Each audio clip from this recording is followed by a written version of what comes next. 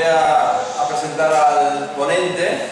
Es Mariano Castro Valdivia, licenciado en la Universidad de Valencia, doctor en la Universidad de Jaén, profesor del Departamento de Economía de la Universidad de Jaén, coordinador de varios proyectos de investigación, miembro del Grupo de Investigación Economía Aplicada Jaén, secretario de la revista Agua y Territorio, y sus tareas de investigación se han centrado sobre todo en lo que es pensamiento económico clásico, o sea que totalmente distinto a lo que nos va a explicar ahora, pero es un experto de la economía actual.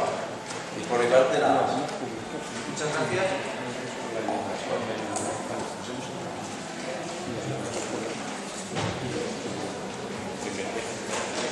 Buenas tardes, muchas gracias a todos. Darle las gracias a Leonardo, a Simone, que han organizado estas sesiones desde su proyecto de innovación docente, y a todos los compañeros de la Universidad de Granada, que conocemos y que venimos aquí como si fuera nuestra casa, porque aunque yo al final mi tesis doctoral se pilló en Jaén, pues la verdad es que mis cursos doctorados se hicieron en esta universidad y estuve como vosotros siendo alumno, y en esta aula pues algunas veces nos dieron alguna charla, etcétera, ¿no? Entonces vení como si vinieras a tu casa. Como vamos mal de tiempo, pues vamos a empezar a hablar de España en el siglo XXI, ¿vale? Que es el título de la conferencia. Entonces yo siempre he planteado pues, unos objetivos para, como estamos en una reunión de didáctica, de que vosotros realmente tengáis un poco de idea de esto para qué sirve, ¿no? Realmente yo soy profesor, imparto clases de historia económica, como Leonardo, ¿no? Pero también explico teoría económica. ¿De qué curso son? Es decir, que ya habéis visto la introducción de la economía, ¿no? Habéis visto la micro, la macro, y entonces yo lo que este capítulo con perspectiva histórica está relacionado con lo que sería la macroeconomía. Entonces, ¿qué pretendemos? Que conozcamos la realidad de España a principios del siglo XXI, una cosa bastante cercana y bastante concreta, y lógicamente siempre cuando uno explica teoría económica y al final, hombre, no sé qué manual utilizáis aquí para la introducción a la economía o micro? El Blanchard, el Samuelson, contesta por favor. ¿Cuál? Vale. Vale, no pasa nada. Que quiero decir que generalmente cuando se utilizan estos manuales suelen ser traducciones, por ejemplo en Jaén utilizamos el Mankiw, el Parkin, es decir, se utilizan varios, y al final ¿qué pasa? Que los datos son los de básicamente la Unión Europea, tal, y con cierta carencia de antigüedad. Entonces, ¿qué pasa? Cuando le empiezas a hablar a los chicos de la realidad económica, lo que es el ciclo económico, que supongo que ya conocéis, pues realmente ¿qué pasa? Oye, ¿y eso realmente existe? Es la pregunta, dice, porque parece que nos estáis contando vuestra propia historieta, ¿no? Entonces, ¿qué pasa? Que España nos ha dado la posibilidad, en este principio del siglo XXI, de poder observar realmente una cosa que es el ciclo económico, es decir, que hay crecimiento y ha habido crisis, ¿no? En pocas palabras. Entonces, es lo que aquí planteamos, trayendo obviamente sobre algunos temas principales de la realidad española, pues que quede claro que la realidad del ciclo económico existe y que realmente pues, lo que estudiáis no está tan lejano y que es una historia que los que estamos arriba en la tarima nos inventamos, decir, bueno, este hombre nos cuenta historias, pero ¿dónde está la realidad? Entonces, pues, el objetivo de hoy, ¿no? Lógicamente, cuando hablamos de ciclo económico siempre se tiene que hablar de una zona, un periodo expansivo y una fase o periodo recesivo, ¿no? En este caso, la economía española tiene ambos periodos. 2001-2007 podemos decir que es la fase expansiva y 2008-2013 la fase recesiva. ¿Qué temas vamos a tratar aquí? Obviamente se pueden tratar muchos, ¿no? Pero al final yo he intentado centrarme pues, en los puntos que veis ahí. Lógicamente, las cuatro primeras temas que vamos, los cinco primeras, bueno, la segunda no es un tema macroeconómico básico, pero creo que es importante. Si hablamos, por ejemplo, de evolución del PIB, de la inflación, el problema del paro, las cuentas públicas, si ya habéis visto los indicadores macroeconómicos básicos de cualquier economía, pues son las variables a seguir y a observar para ver cómo está una economía de un país, pues primero vamos a tratar eso. La población, pues yo creo que también hay que saber una cuestión importante, es decir, la población importa, el tamaño en economía importa. Eso es decir que el tamaño no importa, para algunas cosas no importará, pero en economía sí que importa. Porque si ya veréis que al final la población es el determinante luego que a lo mejor, que porque tienes la economía más potente del mundo, y va a serlo. A ver, antes que yo lo presente aquí. ¿Quiénes son los más potentes del mundo? China, básicamente. Bueno, China, en términos absolutos, obviamente, en términos absolutos, China va a ser la economía más grande del planeta. Los americanos, actualmente, vamos a ver ahí un cuadro, que lo ha actualizado ahora con previsiones al 2015, Estados Unidos sigue siendo la primera potencia mundial, económicamente hablando, en términos absolutos, no en términos relativos de per cápita, pero sabéis que a la hora de comparar el nivel, porque la estadística está básica, cada uno utiliza la estadística que le interesa. Entonces, lógicamente, a Estados Unidos no le interesa que tratar el tema de la paridad del poder adquisitivo, la PPA. No sé si os suena ya de macroeconomía. ¿Os suena o no? Bueno, entonces, si nos vamos a analizar el crecimiento económico del PIB en dólares por la PPA, resulta que ya China es la primera potencia mundial, en términos absolutos. No en términos relativos, porque claro, la población china es muy grande y al final cuando calculas el PIB per cápita, pues lógicamente está, como nos ha enseñado el profesor Matés, bastante lejos de obtener el número uno, pero realmente ya podemos decir que China va a ser la potencia dentro de ella. Entonces, pues vamos a ver esos aspectos. Y luego, realmente, después de esos indicadores básicos macroeconómicos, pues he hecho hincapié en tres circunstancias que creo que determinan la situación económica de nuestro país, como que son la burbuja inmobiliaria, el sistema financiero y un tema importante, que es la desigualdad económica. Pensar que yo voy a hablar ahora de en qué posición estábamos al principio de la crisis, en qué posición nos encontramos ahora. Es verdad que, como se ha comentado en la sala, según cojas una fuente u otra, pues subes un puesto, bajas otro. Por eso, yo, según la fuente que he consultado, pues seremos la economía 13ª o 13ª, y según otra fuente, pues puede ser la 12 o puede ser la 15, ¿vale? O la 14, pero eso no tiene la mayor importancia. Pero sí, lo que es verdad es que hay otro índice por ahí, por ejemplo, donde salimos muy mal parados, ¿no? ¿Cuáles son las 10 economías peores del mundo? Pues resulta que España está en una de las 10, vamos a decir, peores economías del mundo. ¿Por qué? Porque uno de los indicadores que se mide es el paro. Y entonces tenemos es decir, joder, somos una economía muy potente en términos absolutos, oye, pero en términos de situación de paro y de inflación, etcétera, tenemos unos datos muy malos. Es decir, estamos en el 7º puesto por la cola de ese decálogo de los 10 últimos, en situación de desigualdad. Por eso hablar de poner en detalle sobre la desigualdad. Bueno, empezamos a hablar de los distintos apartados que os he dicho aquí. Inicialmente, pues lógicamente, un gráfico donde recogemos la tasa anual de variación en porcentaje del PIB trimestral entre 2001 y 2014, donde vemos, lógicamente, pues los dos periodos que habíamos dicho, el periodo de estabilidad hasta el 2007, donde hay una fluctuación en torno entre el 4, 2,5, es decir, la crisis de las .com del 2002, se vio ahí reflejado como una pequeña descendencia, luego lo recuperamos, pero luego el batacazo del 2008 que estamos sufriendo, y aunque, como veis, máximo. Bueno, os comento los puntos principales de ese gráfico. España pues, entró en recesión económica en el cuarto trimestre de 2008, con un retroceso del PIB de 1,4 puntos porcentuales. Esa situación no se había producido en España desde el año 1993. España no había tenido crisis económica desde la que acabaron los eventos del 92. Habíamos tenido un periodo buenísimo. En ese periodo, ¿qué pasa?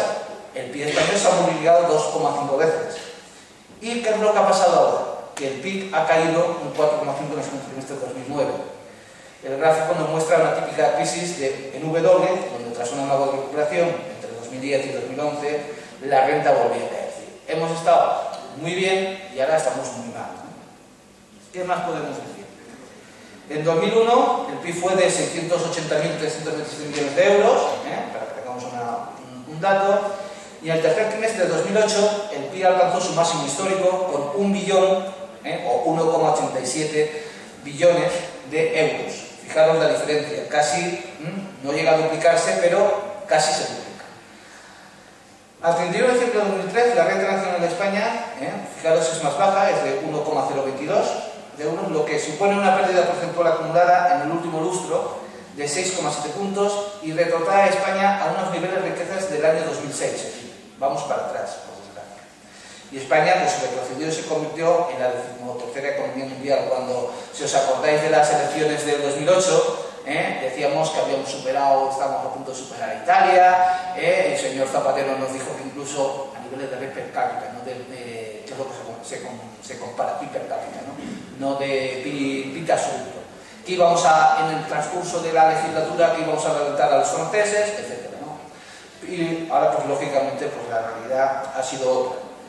Si nos vemos en este gráfico, pues fijaros, con datos previsiones de PIB de 2015, pues España aún empeora más, cuando bajamos al 14, lo otro era con datos de 2013, y fijaros ahí cómo, por ejemplo, tenemos la crisis económica ha hecho aparecer, porque fijaros, si antes estábamos detrás de Italia, en el 2008, pues de esa calificación que tenemos ahí, Estados Unidos estaba, China estaba, Japón estaba, Alemania estaba, Reino Unido estaba, Francia estaba, India no estaba, a esa altura, estaba en torno al nivel de 15, 14, no estaba tampoco Brasil, después de decir, en el 2008 estaba Francia, Italia, Canadá y España. España y Canadá, por eso teníamos vamos a decir una pugna, los canadienses y los españoles, desde el año 1995, en que por primera vez la economía española adelantó a la canadiense. ¿Qué pasa? Que hemos estado desde el 95 hasta el 2008, pues unos años nos ganaban los canadienses y otros le ganaban los españoles. Y por eso, pues desde el señor Aznar, el presidente Aznar, pues se reclamaba el asiento del G, vamos, ¿no? Porque al final pues estaba Canadá, el G7, bueno, le dicen G8 porque se invitaba a Rusia, ¿no? Pero estaban las 7 economías importantes, quitando a China, y en ese último puesto estaba el sillón que ocupaba Canadá. Y entonces España pues reclamaba que, obviamente, pues ocupar el sillón de Canadá. Pero al final, pues fijaros cómo ha cambiado la cosa, que fíjate, se ha metido Canadá, Italia y Canadá conservan siendo y se han metido ahí. India, Brasil, Corea del Sur, Australia e incluso México nos ha adelantado. Incluso en este periodo anterior, Rusia, que ahora está por debajo de nosotros, incluso Rusia estaba por debajo de España, ¿no? Y ahí pues tenéis pues, las 20 economías que se previeron en el 2015 las más grandes. Bueno, el nivel de vida de un país se mide a través de su PIB per cápita. No es una, ya más o menos debéis conocer que no es una variable, vamos a decir, ideal para medir el nivel de vida de un país, pero es la que se ha acordado como mejor forma de medir el nivel de vida. Entonces, a principios de siglo, cada español le correspondían 16.700 euros al año, mientras que ahora le pertenecen 22.300. Hemos mejorado, obviamente, pero la recesión ha supuesto una pérdida de 1.600 euros por cabeza. Es decir, somos 1.600 euros más pobres que al principio de la crisis. Y España, en el ranking mundial del PIB per cápita de 2013, se encuentra en el puesto 28 de 183 analizados. España, por ejemplo, otra forma de saber el desarrollo, el bienestar de un país, es el famoso índice de desarrollo humano que publica la ONU, que se publica, inicialmente se publica cada 2 años, y entonces dentro de ese análisis, donde ya, además de analizar Producto Interior Bruto, nivel de educación, se analizan muchas más variables, ¿vale? Y entonces, ¿qué pasa? España pues, ocupa el puesto 26. En 2006 nuestro PIB per cápita suponía el 106% de la media europea, estamos por encima de la media, y por desgracia en 2013 otra vez estamos por debajo de la media, el 95. La evolución del sector exterior ha sido determinante en la evolución del PIB español. La crisis ha mitigado el desequilibrio del sector exterior, que existía a finales del 2007, de 100.000 millones, la tasa de cobertura en aquel entonces era del 65%, mientras que actualmente es del 93%. ¿Qué quiere decir? ¿Qué desequilibrio nosotros teníamos antes de la crisis? El sector exterior. No éramos capaces de vender lo suficiente, importábamos mucho y no éramos capaces de vender suficientemente al exterior. Entonces la tasa de cobertura era tan baja. Y teníamos un desequilibrio en el sector exterior importante. Bueno, ¿qué otro factor? Como os hemos dicho, realmente he dado unas pinceladas de sobre el Producto Interior Bruto. ¿Qué otro factor es importante para saber si un país crece? La población. Es decir, ¿por qué otros países de la Unión Europea son más importantes que nosotros? Es decir, ¿Sabéis cuáles son los países, las economías fuertes de la zona euro? A ver, pregunto. ¿Alguien voluntariamente, sin que tengamos que empezar como con Rafael diciendo el último del final? ¿Lo invito o me animáis a decirme cuáles son las economías más potentes? Dime, por favor.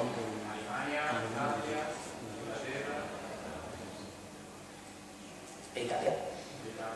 Vale, si hablamos de decir las 4 grandes economías europeas, que son las que ha nombrado el compañero, si hablamos dentro de la zona euro, lógicamente, como los ingleses no les gusta el euro, les gusta su libra, pues están obviamente fuera de la zona euro.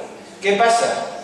Que si nosotros vemos el nivel de población que tienen estos países, son mucho más grandes que nosotros. Es decir, la fuerza de trabajo que puede tener Alemania, que es casi el doble que España, o Inglaterra, Francia o Italia, la potencialidad de crecimiento es mayor, porque si Italia, que es el que estamos más cercano, tiene en torno a 60 y tantos millones de habitantes y nosotros tenemos 46, ¿qué ocurre? Nuestra potencialidad de producir es menor.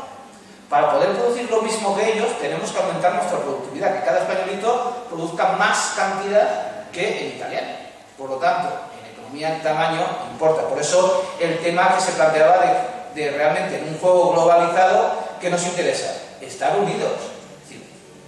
La Unión Europea, si coges cualquier estadística, si Europa funcionara realmente unida, ¿quién es la primera economía del mundo? ¿Lo sabéis? En términos absolutos. ¿Quién creéis que es la economía más poderosa del mundo? Si Europa, cogemos la estadística, Europa, la Unión Europea, tiene un Producto Interior Bruto mayor que Estados Unidos, mayor que China. Pero ¿qué pasa? Que aquí los europeos, en vez de pensar como los americanos, que primero soy americano y luego soy tejano, soy neoyorquino, aquí sé que somos primero andaluces, después españoles y por último europeos. Si no cambiamos ese chip, a nivel europeo también, obviamente, no digo solamente de España, pues ¿qué pasa? Que no vamos a poder competir a nivel global. Es decir, tenemos que trabajar más lo que nos une a los europeos que potenciar, como aquí decimos, que parece que sea producto diferenciado interesante. ¿Qué sentido tiene intentar buscar cosas que nos diferencian cuando tenemos lógicamente cosas comunes con los europeos? Bueno, vamos a hablar de la evolución de la población. Como veis, empezamos al principio del siglo con 41 millones y rozamos casi, al final del periodo, casi los 47. La población ha aumentado pues casi en 6 millones. En este periodo España pasó de ser un país emisor de migrantes a ser receptor, otra cuestión importante, aunque ha vuelto a darse la vuelta a la tortilla. Es decir, nosotros nunca habíamos sido un país emisor. Realmente, ¿qué habíamos sido? Nosotros, los españoles, ¿dónde se iban? A Alemania, a Francia, a Suiza, a trabajar, a Inglaterra. Eso, en el periodo inicial del siglo XX, cambió. Los extranjeros que en España no alcanzaban, fijaros, a finales del siglo XX no se suponían solamente el 2,3% de la población total. En una década, la población extranjera supone ya el 12% y supera los 5,5 millones de habitantes. Es decir, si os dais cuenta, casi nuestro crecimiento poblacional no ha sido porque los que vivimos en España hayamos tenido más de 2 hijos, porque sabéis que para que la población crezca, o las parejas españolas tienen más de 2 hijos o mantenemos la población. Entonces, ¿qué pasa? El crecimiento ha sido por gente que ha venido aquí. Y lógicamente, como digo ahí, la inmigración fue la base del crecimiento de la población española al principio del siglo XX. La crisis económica generó una ralentización del crecimiento de la población a partir de 2008 y en 2011, como después de la primera crisis, en el 2011 es cuando se pega la recaída en la crisis, España ha alcanzado su máximo poblacional, 46.818.219. Actualmente ya no llegamos a tantos, vamos bajando y lógicamente a partir de 2012 se ha detectado un efecto de expulsión. ¿Qué problema tenemos? Que lógicamente si seguimos expulsando gente, tenemos un problema poblacional, que la tasa vegetativa en el año 2017 va a ser negativa. Es decir, que realmente no vamos a ser capaces de reponer la población de este país. Lógicamente, eso que va a llevar a cabo, o que lleva, vamos a decir, unido el problema del envejecimiento, ¿no? En 2023 se estima que el 35% de la población será mayor de 64 años y la tasa de dependencia, es decir, quién, vamos a decir, sujeta a esas personas, va a alcanzar casi el 60%. Entonces, realmente, como está estructurado nuestro sistema económico, o hay una renovación de gente joven, o tenemos un problema, los países desarrollados, con estas tasas de envejecimiento. Bueno, pasamos al tema de la inflación. La inflación, pues, lógicamente, España ha sido un país inflacionista. Como veis, ese gráfico en la parte de abajo recoge desde los años 60, con unos picos en los años 80, si os dais cuenta en la parte de abajo, y después lo que vemos en gráfico es que está acotado, que permite el programita acotar el periodo que nos interesaba, que era desde el periodo del 2000 hasta el 2014, en este caso. ¿Vale? Como veis, ¿qué ocurre? Nosotros siempre hemos tenido inflación alta, fijaros, por encima del 2, más o menos en torno al 3,5-4%, con picos a fines de los 90 que casi subir al 6%, incluso más. Y entonces, ¿qué tenemos? Que lógicamente con la crisis entramos en una cosa que en España era desconocida, que es la deflación. Que no sé si ya sabéis qué es la deflación. ¿Hago la pregunta o lo sabéis? ¿Os lo explico? ¿Qué es la deflación? Vale, la tendencia, es decir, lo contrario de la inflación. ¿La deflación es buena o es mala?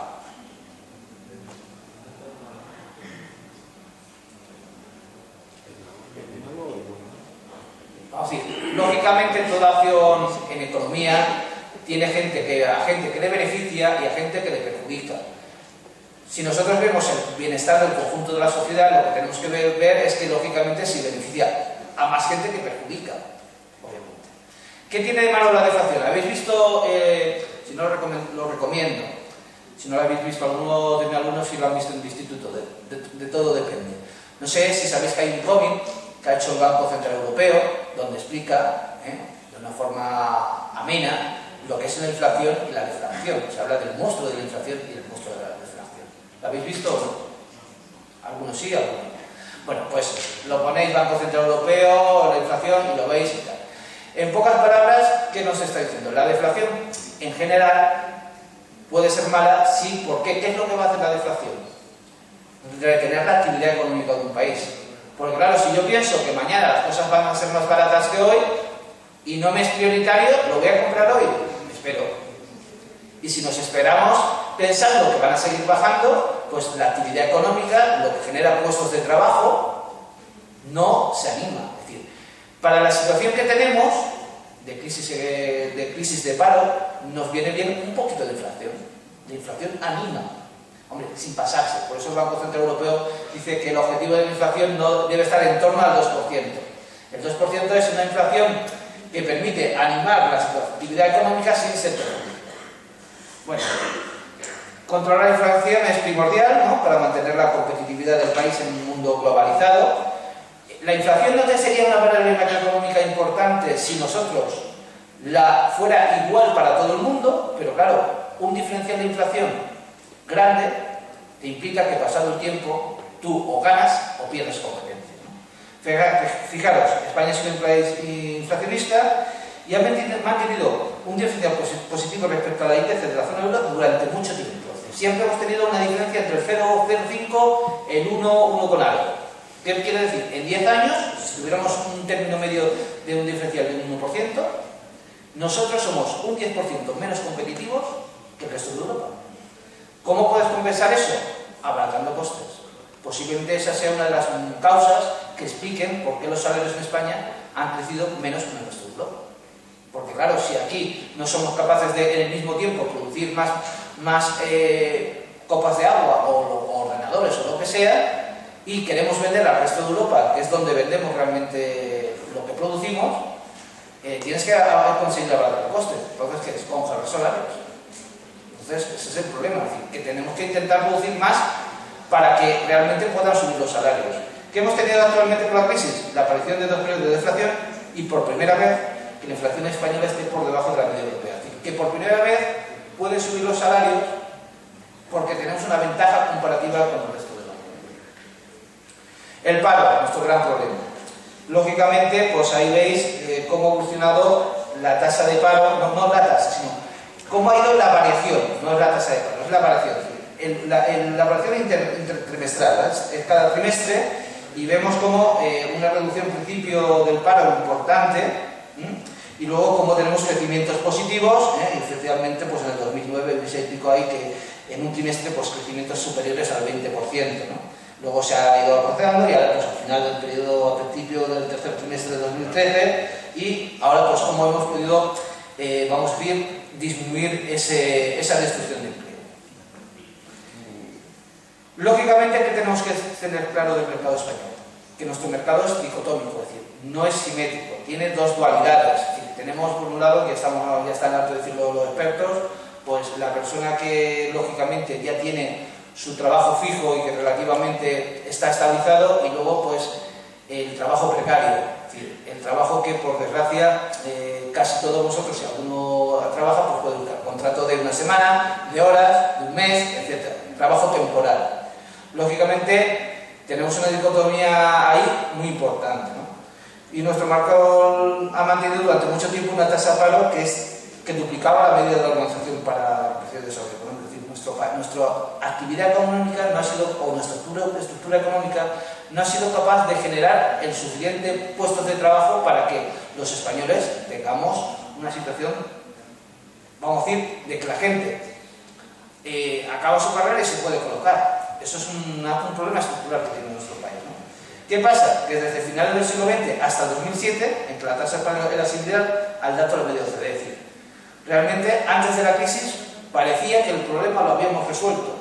Lo que pasa es que lo hemos resuelto en falso. Porque, ¿qué es lo que pasó? Pues que realmente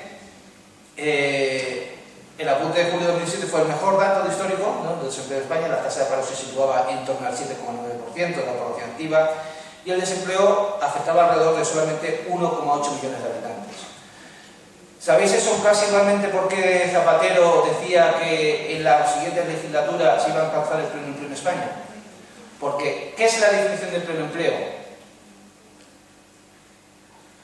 Pregunta, venga, para que sea participativo, que no sea yo solamente el que hable. ¿Alguien quiere decirme qué es el pleno empleo? Ya lo habéis estudiado, ¿no? Menos del 2% de paro. ¿Y por qué menos del 2%? Exactamente, lo que dice tu compañero. Es el paro friccional, ¿vale? ¿Qué pasa? Lo del paro friccional, la siguiente pregunta es lógicamente para saber si vais a superar el examen de macroeconomía. Básicamente, o de introducción a la economía, depende de cómo esté aquí el programa, es ¿qué es el paro friccional? Es el paro natural cuando buscamos un trabajo en el trabajo. Vale, hacemos una definición más. Básicamente el paro friccional se dice que es como la tasa natural de desempleo de un país. ¿Y qué se entiende como paro friccional? Las personas que quieren buscar, dejan su trabajo para buscar otro mejor, que teóricamente, según los americanos, que es el mercado laboral más abierto, no debería superar los 4 meses en que uno encuentre un trabajo mejor. O, vamos a decir, la persona que acaba su formación. Es decir, vosotros inicialmente, cuando acabéis vuestros estudios, inicialmente pasaréis a ser un paro friccional, que no es acabar la carrera y encontrar trabajo. ¿Qué pasa? El problema en este país es que la juventud no encontráis puesto de trabajo. No es culpa vuestra, ni tampoco os tenéis que sentir peores que el resto de los jóvenes europeos. Es decir, el problema, porque es un problema común de la Unión Europea, la tasa de paro juvenil en Europa duplica siempre la tasa media de paro. ¿Qué pasa? Si en España tenemos una tasa de paro del 20%, lo normal, aunque sea, es que el 40% de la juventud no encuentre trabajo. ¿Qué pasa en Europa? Como estamos en una tasa de paro en torno al 8,5, el 9%, si queréis redondeando, el 10%. Claro, resulta menos duro decir que el 20% de la población joven de la Unión Europea no encuentra trabajo que decir que es el 40%. Pero el problema es que tenemos que solucionar es por qué no hacemos un sistema productivo donde la gente joven formada se pueda trabajar. Ese es el gran dilema a resolver.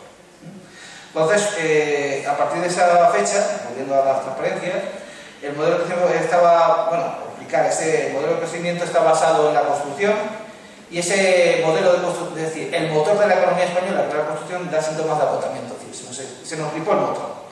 Y lógicamente esta situación empezó a empeorar con la crisis financiera internacional de 2008.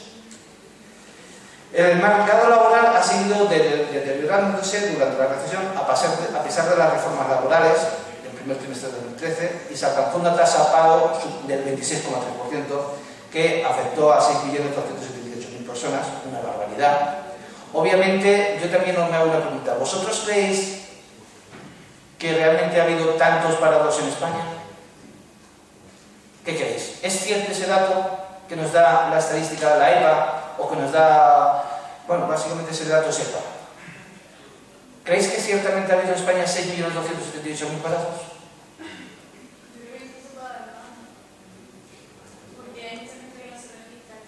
No, EPA no es registro, he dicho que es EPA. Es decir, hay dos formas de medir el paro: el registro de los servicios de empleo estatales y la EPA, que es una encuesta. La pregunta: ¿vosotros creéis que España, si realmente tuviera más de 6 millones de parados en ese momento, no hubiera habido más conflicto social? Es que es lo que yo me pregunto. Es decir, si realmente hemos tenido 6 millones, esas 6 millones que están gente desesperada, ¿no hubiera salido a reclamar más cosas? ¿No ha habido un poco más de conflicto social? Claro, es lo que otra cuestión importante. Sí, perdón. Que ha habido gente que estaba en el paro, pero ahora estaba trabajando. Exactamente, eso es lo que quiero decir. Que realmente, como nuestro país tiene otro gran problema, que es la economía sumergida, básicamente el problema, hombre, ha sido grave, pero que realmente no llegamos a esa tasa real, porque si no aquí hubiera habido un conflicto. ¿Sabéis en cuánto se estima la economía sumergida de este país? En un 25%.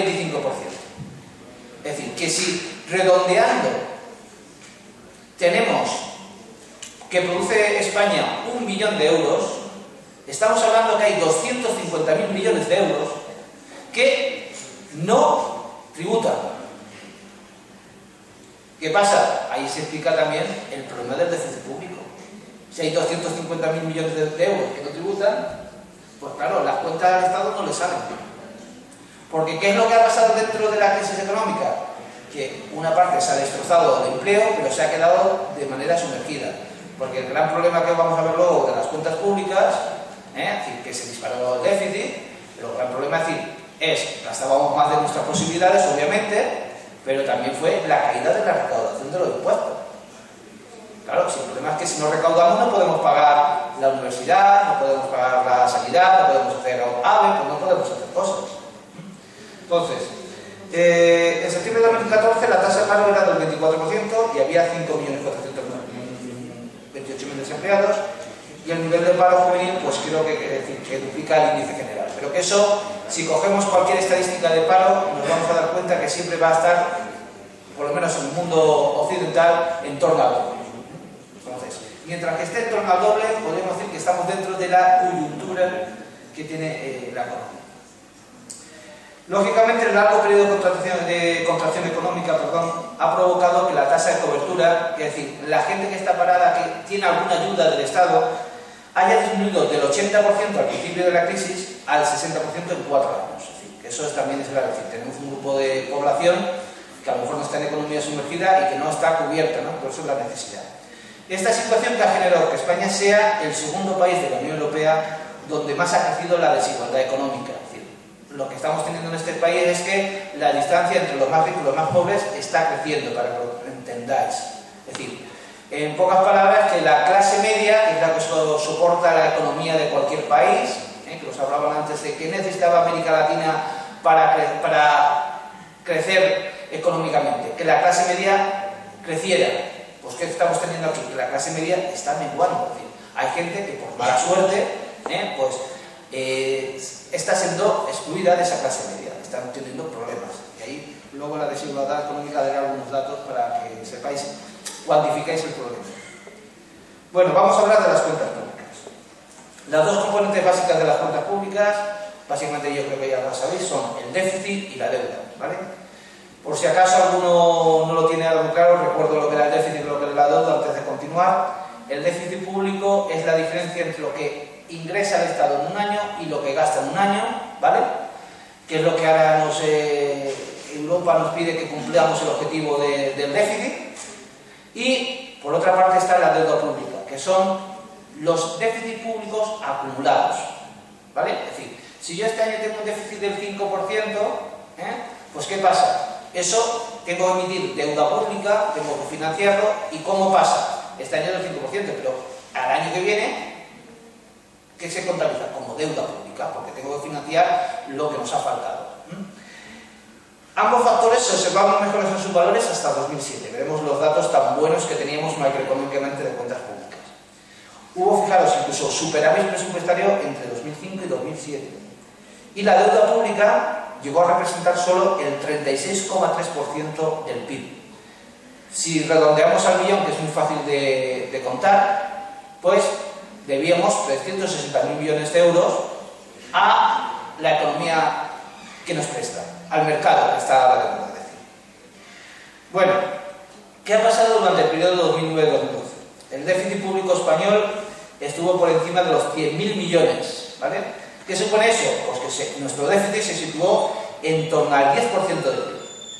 Eso ha sido el problema de lo que estamos ahora sufriendo. Es decir, el Estado, pensando que la crisis iba a ser algo coyuntural, y los economistas ya pues vais formando, cuando se habla de coyuntura, ¿de cuánto tiempo estamos hablando? Aproximadamente.